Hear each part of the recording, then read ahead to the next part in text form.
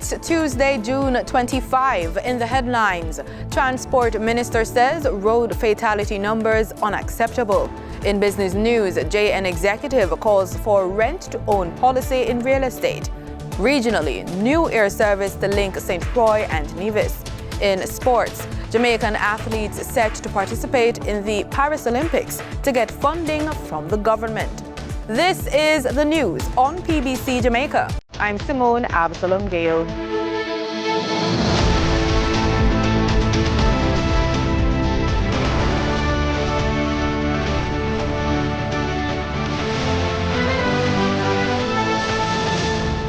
Transport Minister Darrell Vaz says road users are being placed at a disadvantage because of the irresponsible use of the roadways by some motorists. Addressing a recent press conference at the Petroleum Corporation of Jamaica offices in New Kingston, Minister Vaz explained that there were 231 fatalities in the first 6 months of 2022, 205 in 2023, and 192 in 2024. Labeling the situation as a national emergency, Minister Vaz said, quote, "There is no way that we can continue on this path in relation to the loss of lives and the impact that it has on the families and, of course, on our own infrastructure, hospital services, and others," end quote. According to reports from the Island Traffic Authority, motorcyclists, pedestrians, and private motor vehicle drivers were the top 3 road user categories with the highest number of road fatalities. Since the year began, more than 37 motorcycle drivers and pillion drivers have died in road accidents. A number of those accidents were because of irresponsible practices that have become the norm. Data from the Island Traffic Authority reveals that in crashes involving motorcycles, 80% of the fatalities were not wearing helmets. Even more troubling is the fact that males between the ages of 19 to 29 years old are noted as the main age group affected. Jamaica National Foundation and the National Road Safety Council have combined forces to create the National Helmet Wearing Coalition. We delve into the issue in this JIS report. It's a cultural change that we need to address and address head on. It's not easy. Cultural change takes place over a long period of time. But we believe that we have the right messages. We are developing them now. Several different types of helmets are available in the market. These include full face, half, and 3/4 helmets. A full face helmet protects your entire head and face, as well as your neck, which makes it the safest sort of motorcycle helmet to protect you in the event of impact. Half helmets cover the top and back part of your head. This style offers the lowest level of protection. 3/4 helmets cover everything except the rider's face. Outside of helmets, many motorcyclists are also driving under the influence of alcohol and drugs such as marijuana. Data done by Dr. Kerry Fletcher of the St. Anne's Bay Hospital, an orthopedic surgeon, shows that many of the riders who crashed had consumed alcohol up to 3 hours before the crash, and many of them were driving under the influence of smoking marijuana, weed. So if you can get these drivers to do not drink and drive, do not smoke and drive, do not smoke ganja and drive, then they'll be in a better position to live, survive, and to avoid serious injuries. A section of the Washington Boulevard in Kingston, in the vicinity of dairy industries, will be temporarily closed today, June 25 at 9 p.m. The closure will affect the lanes heading to 6 miles, and it is to facilitate remedial pavement works at the location. The roadway is scheduled to be reopened on Wednesday, June 26 at 5 a.m. Manager of Communication and Customer Services at the National Works Agency, Stephen Shaw, says the targeted sections of the roadway had fallen into disrepair in recent months. He says the work is meant to restore the driving surface of the roadway. Mr. Shaw further stated that single-lane traffic usage will be in effect during the period of works. Motorists should exercise caution in the vicinity of the repairs and obey the instruction of work personnel or posted warning signs. Prime Minister Andrew Holness is warning of serious repercussions for persons who make libelous and defamatory posts on social media. He voiced the warning while speaking at a Jamaica Labour Party youth conference held at the Almond Tree restaurant in St. Anne on the weekend. There are societies that we look on them and say, these societies are the beacons of freedom. And in those societies, they have recognized the dangers of allowing this kind of unregulated free flow of misinformation to reign. In countries like Canada, for example, even in the United States, they have taken steps through their Senate, through their Congress, through their Parliament, to call in the social media companies and say, listen, we see where your social media platforms have tried to influence our elections. You have to moderate, because they realize it is creating a problem. It is an accelerant for conspiracies. It is being used to mislead and misinform. In a significant stride towards modernizing education, a new initiative has been launched to provide teachers with comprehensive information and communication technology resources. This program aims to equip educators with the necessary tools and training to integrate digital technologies into their teaching methodologies, fostering a more interactive and engaging learning environment for students. Learn more about these resources in this JIS feature. Time, media, and information are all elements the Ministry of Education and Youth is using in the teaching and learning environment to ensure the needs of all students are met. Time is so important. We have to let our students spend time with the media, whatever it is.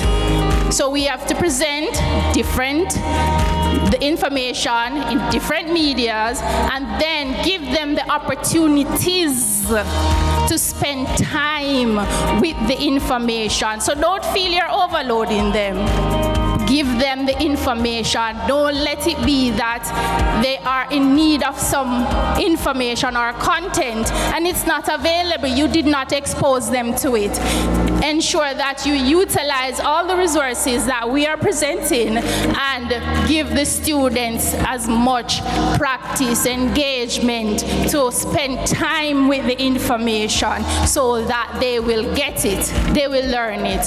After you have exposed them to the media, you have given them time to engage with the content, the media. What is the feedback you're going to get from that information? How are you going to utilize that information to make decisions for your students and yourself? There are the students that you can just give them the media and they will get it in whatever form you give it to them. So, knowing that difference in your students, you are now better able to support the ones that you need to pay extra attention to.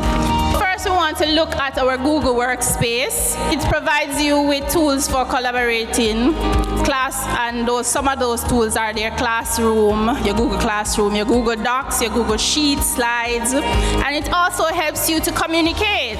From there, that gave us the opportunity to give you your email accounts. This is how your classroom should really look, with all your teachers in one space and a fully managed online school. By effectively managing their time, incorporating media into their lessons, and providing access to high-quality information, teachers can create a learning environment that is engaging, interactive, and effective for all students.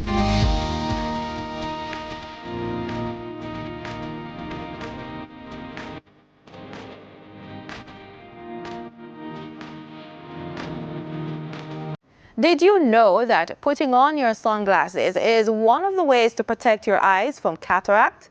Learn about ways to protect yourself from UV radiation from scientific senior consultant at the German Federal Office for Radiation Protection, Dr. Cornelia Balderman. Dr. Balderman explains where UV radiation comes from and how it impacts our health.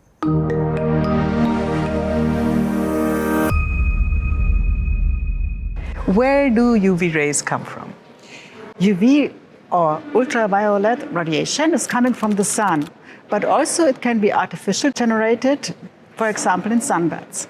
UV radiation is not perceivable. You can't see that, you can't sense it. So this is very unfortunate because UV radiation is giving us more health effects, negative health effects. For example, in short time, sunburn, or eye inflammation, and for the long term, premature skin aging and skin cancer.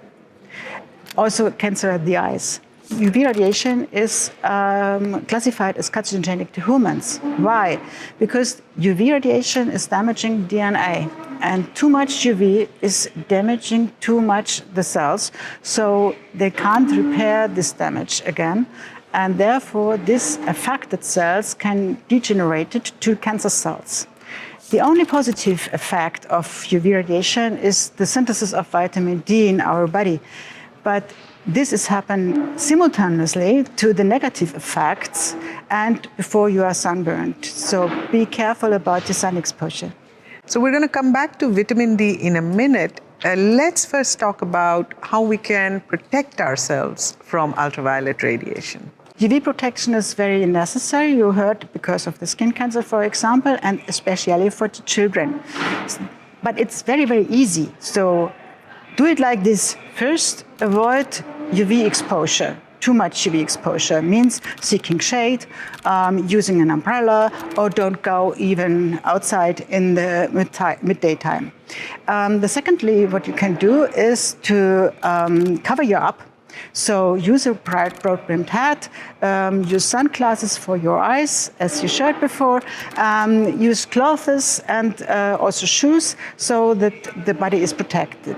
If there is already unprotected skin, then you can use sunscreen for that.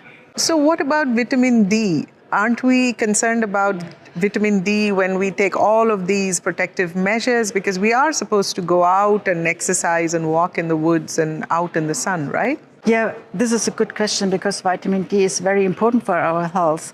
But sun protection measures don't mean to block the vitamin D synthesis. It's still running, just in a delayed way. So the main point is go not out in the sun just for getting vitamin D. This is not necessary. There's a pill to treat vitamin D deficiency, but no pill to treat skin cancer. Time now for the Business Report with Denise Williams.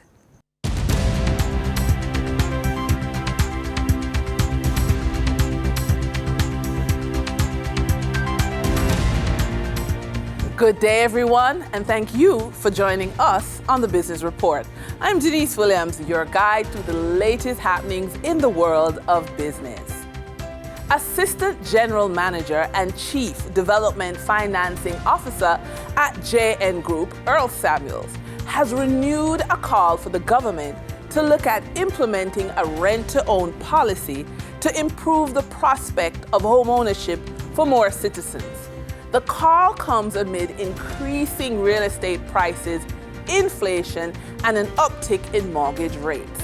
Speaking at the 10th Biannual Jamaica Diaspora Conference last week, Mr. Samuels charged that the demand for housing is still greater than the supply, but the real challenge is affordability. Entrepreneurial partners EP and Blue Maho Capital have signed a Memorandum of Understanding, MOU, to provide 1,400 affordable housing units to the Jamaican market.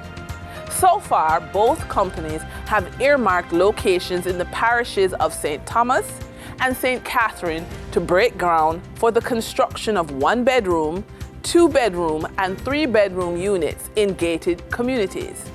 EP is now awaiting approvals from the municipal corporations and is optimistic that construction will begin in early to mid-2025. While over 70,000 Jamaicans qualify for National Housing Trust benefits, many are still unable to afford to purchase a home, even when combining their accessible loan limits of 7.5 million Jamaican dollars to 15 million Jamaican dollars. Airline company Jet Air Caribbean has suspended all flights from Curacao to Kingston, Jamaica. On Tuesday, the Court of First Instance of Curacao declared Jet Air bankrupt.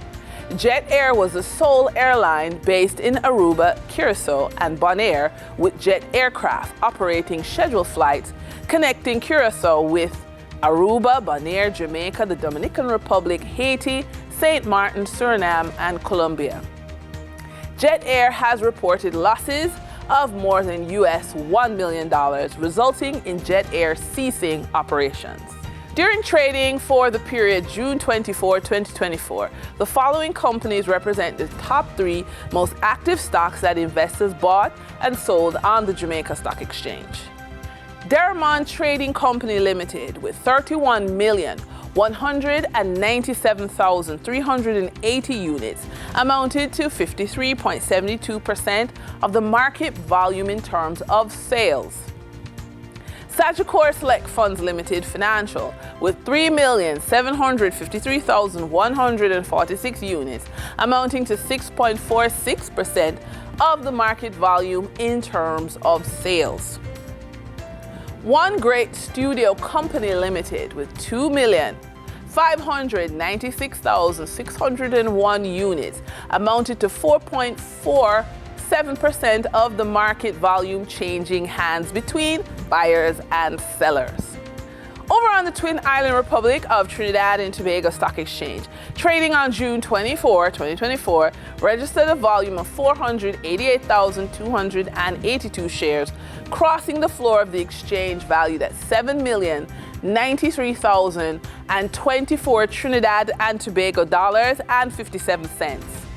Guardian Holdings Limited was the volume leader with 184,990 shares changing hands for a value of $3,101,121 Trinidad and Tobago dollars and 67 cents, followed by Grace Kennedy Limited with a volume of 153,000 shares being traded for $566,100 Trinidad and Tobago dollars. Moving from the money moves of investors, executives, and companies, we turn to the Forex market. On June 24, 2024, the Bank of Jamaica reported that $64 million was bought from Forex traders, while $70.8 million was sold to Forex traders. Buying directly from the Bank of Jamaica, foreign currency traders sold the US dollar for $156.83 and bought the US dollar for $155.68. The difference between the buy and sell rate was $1.15, which represents a profit for Forex traders for every US dollar traded. Canadian Forex traders earned a trading profit of $1.42 from transactions with the Bank of Jamaica. The Canadian dollar was sold at $115.04 and bought for $113.62. For traders looking at the British pound, they pocketed a profit of $9.12, selling it for $199.64 and buying it for $190.52. For our credit report tip of the day, when you experience a financial setback, that can be a challenge. But imagine you get a windfall of cash. This gives you a unique opportunity to rebuild your credit score and secure a brighter financial future.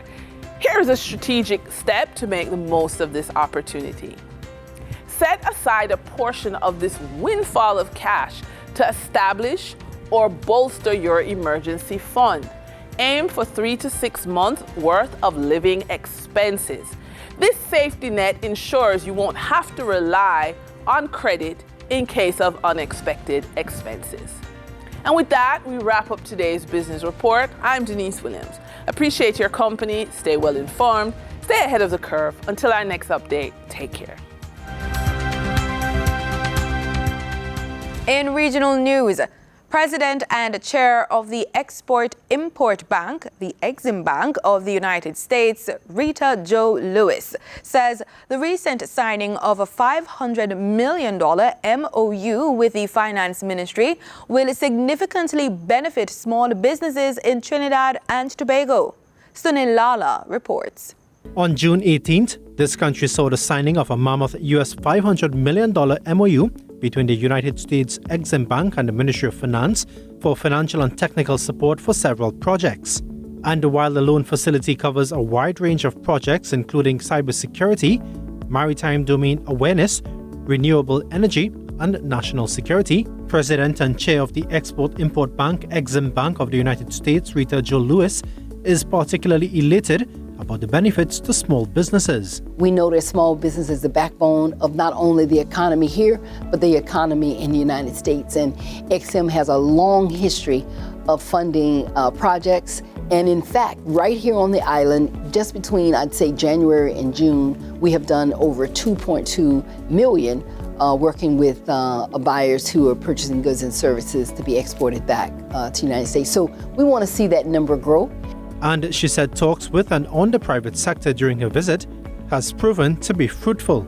And working with so many of the ministries and with the private sector conversations that we've had, we think the future is upward. It is upward in the sense that we know that governments, we know that private sector is continuing to look for trusted vendors, trusted partners. She said the loan facility came following a visit by Prime Minister Dr. Keith Rowley to the Exim Bank in Washington in January and was an opportunity to strengthen ties. In that conversation that we also had in Washington with the Prime Minister and his team, we talked about was there any instruments that we could use to continue to seal our bond. We've been on the island, we've been in the country doing transactions, but not to the level where we need to be. And because of the huge TNT diaspora in the United States, Ms. Lewis said it provided a bridge to further collaboration and offerings for companies and industries in Trinidad and Tobago. And just in the United States, it's 275,000. And so we see that connectivity between those in the U.S. and around the world and those with with citizens here and companies here in Trinidad and Tobago as an important link. Tobago, though, was not left out of the conversation, with the Exim Bank chair visiting with the Tobago House of Assembly on June 20th. We were able to also then drill down with the tourism minister and talk specifically about some of the ongoing efforts that they are doing promoting private sector, promoting small business. The Nevis Islands Administration is continuing efforts to revitalize the use of the Vance Armory International Airport in Newcastle, with the addition of a new flight to start in July. More from SKN Newsline. Premier Mark Brantley announced the completion of negotiations with Cape Air, an airline that is operating in the U.S. and British Virgin Islands, Puerto Rico, Anguilla, and Nevis. The Airlink via Cape Air provides a direct connection between St. Croix and Nevis. At his July press conference in Charlestown, Premier Brantley encouraged people to make good use of the new flight. We will shortly be launching a service by Cape Air, direct from St. Croix to Nevis, St. Croix and the U.S. Virgin Islands.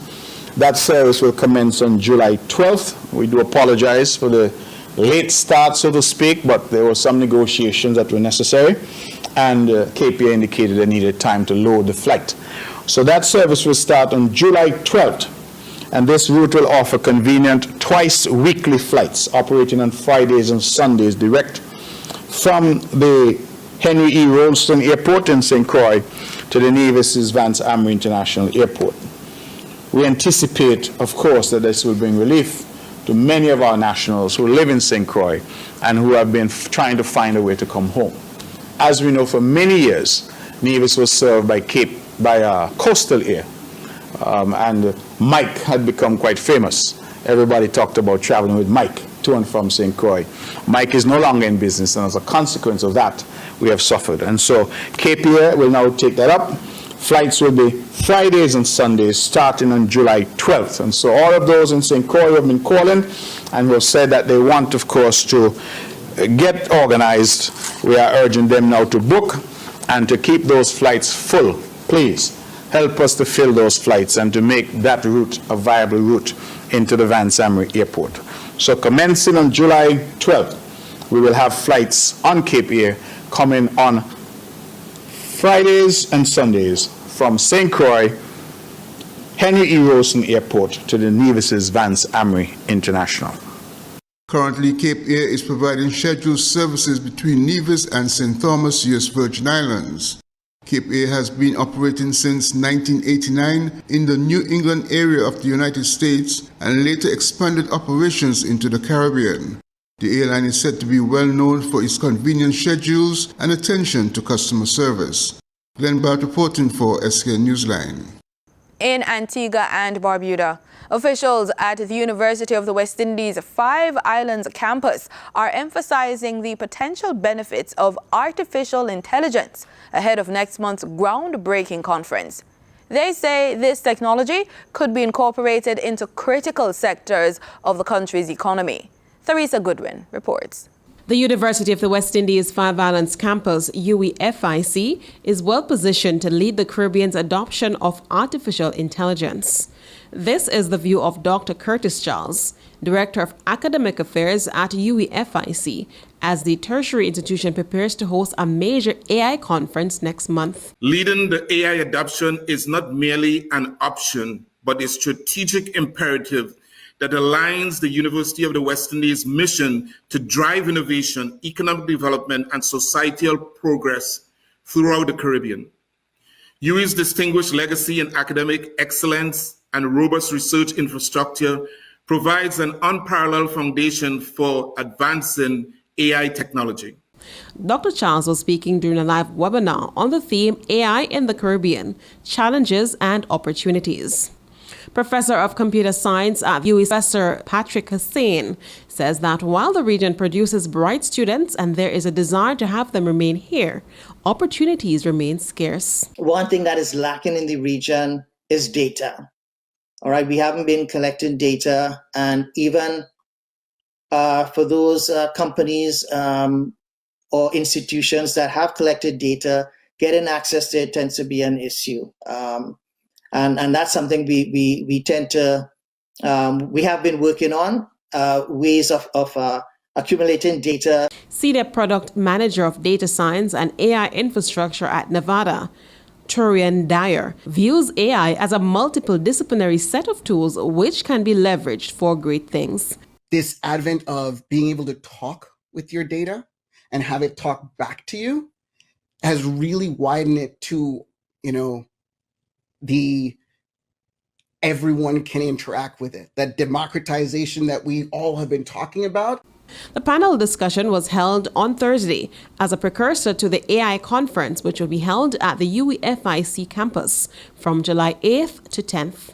Theresa Goodwin, ABS News.